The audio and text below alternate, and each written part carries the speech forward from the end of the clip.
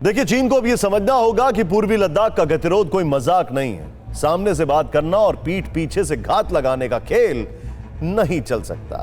चीन को यह गंभीरता से समझने के लिए भारत ने पूर्वी लद्दाख की 6 चोटियों पर अपनी सेना तैनात कर दी है, जिन पर बीजिंग की नजर थी। इसके बाद से बाजी पलट चुकी है, क्योंकि इन चोटियों से चीन की सेना सीधे निशाने पर है। आपको दिखाते हैं वो 6 चोटियां जहां से चीन की सेना के सिर पर मौत नाच रही है। एक बार फिर जिनपिंग आर्मी से मोदी के महारथियों ने मैदान छीन लिया है। करीब 6 दशक से हिमालय की जिन चोटियों पर ड्रैगन की नजर थी, उस पर अब भारत के पर्वत वीरों का विजय ध्वज लहरा रहा है। 17,000 फीट ऊंचाई तक 6 अलग अलग चोटियों पर भारत ने अपनी ब्रिगेड तैनात कर दी है।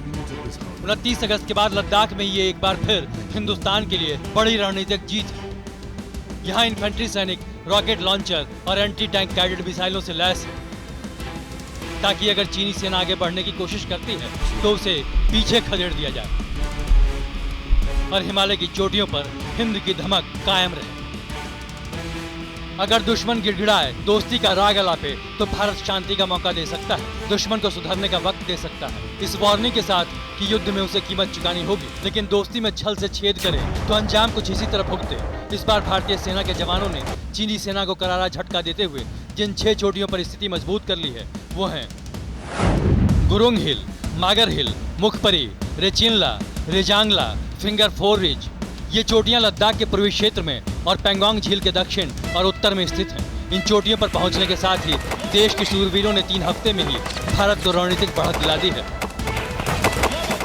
भारतीय सेना का दबदबा इस क्षेत्र में काफी बढ़ गया है। भारतीय सेना चीनी फौज की हर हरकत पर बेहद करीब से नजर रख रही है। आप इसे ऐसे भी समझ सकते हैं कि रणनीतिक लिहाज से ये पहाड़ी कितना अहम है। यहाँ से सिर्फ कुछ 100 मीटर की दूरी पर चीनी सैनिक मौजूद हैं।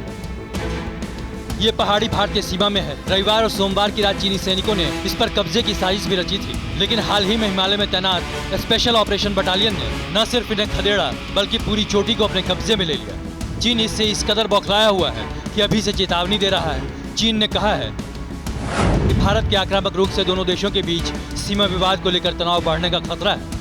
चीनी सेना के वेस्टर्न थिएटर कमांड ने भी भारत पर फर्जी आरोप लगाया कि दोनों देशों के बीच जो सहमति बनी थी, हिंदुस्तान उसका पालन नहीं कर रहा है। लेकिन चीन की कथनी और करनी में बहुत फर्क है। लद्दाख के इलाके में पहली बार चीन ने फौजी जमावड़ा तेजी से बढ़ाया है।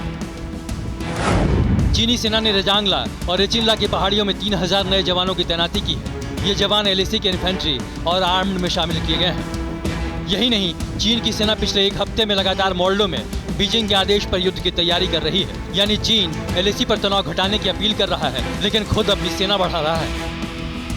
खास तौर पर देप्सांग पर चीन की नजर बनी हुई है और वो अपनी नई LAC में हिंदुस्तान के इस इलाके को हड़पने की साजिश रच रहा है। इसलिए अब की बार इंडियन आर्मी पहले से और एक्टिव और जोश में है। चीन ने अगर पलटवार किया तो इसकी भारी कीमत चुकाएगा, क्योंकि दिल्ली से इंडियन आर्मी के सैन्य कमांडरों को एक्शन की खुली छूट पहले से मिली हुई है।